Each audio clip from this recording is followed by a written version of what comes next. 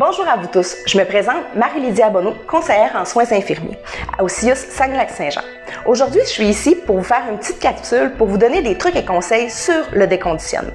Tout d'abord, le déconditionnement consiste à des conséquences qui vont être soit physiques, mentales ou sociales, qui vont être liées soit à l'inactivité, à la sédentarité ou à la sous-stimulation intellectuelle ou sociale.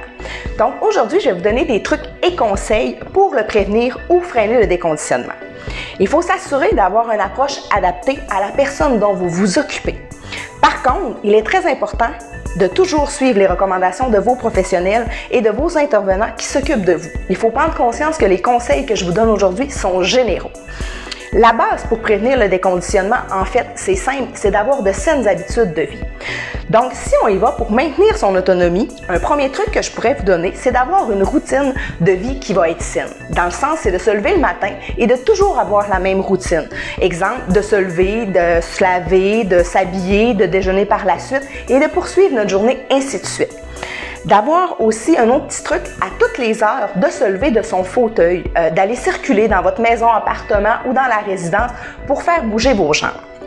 Aussi, ce qui est important, c'est d'inciter les personnes que vous prenez soin à avoir une apparence corporelle propre. Ce qui veut dire d'avoir une tenue vestimentaire, même si on n'a pas rien de prévu aujourd'hui, de s'habiller, de se maquiller, de se faire la barbe, des petites choses comme ça, c'est vraiment intéressant et en plus, ça les fait bouger.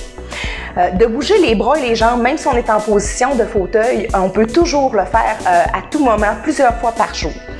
Un truc que je peux vous donner aussi, c'est de se lever et de s'asseoir du fauteuil 5 fois le matin et 5 fois le soir pour activer.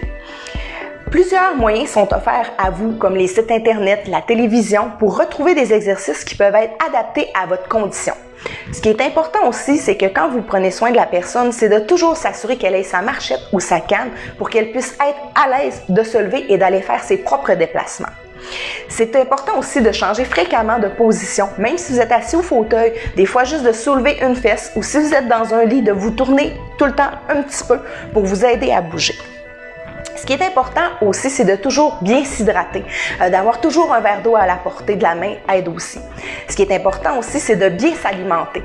Ce que je vous recommande, c'est que quand vous avez des pertes d'appétit, plutôt de manger la soupe pour se débuter, peut-être plus commencer par un repas principal pour avoir des éléments nutritifs pour se tenir en forme. Si vous avez de la difficulté au niveau de l'alimentation, des fois on peut utiliser aussi des services de popote roulante, des services de traiteur, des services de livraison d'épicerie pour vous aider à bien vous alimenter.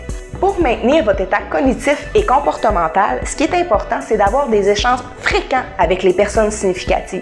Ce qui veut dire que la personne à laquelle vous prenez soin, des fois, c'est de faire un horaire téléphonique avec toute la famille au complet pour qu'ils puissent avoir des appels fréquemment et d'avoir des conversations positives avec celui-ci. Utilisez aussi des repères visuels, un calendrier, une montre, pour que la personne puisse savoir dans quel temps nous sommes et à quel moment de la journée nous sommes. Faire des activités aussi pour faire travailler la mémoire, exemple de la lecture, des casse-têtes, des sudoku, des mots croisés, ça va les stimuler aussi. Ce qui est important aussi, c'est pour l'humeur, de limiter aussi le temps au niveau de l'écoute de l'actualité ou des nouvelles, qu'on peut dire, pour garder une bonne humeur.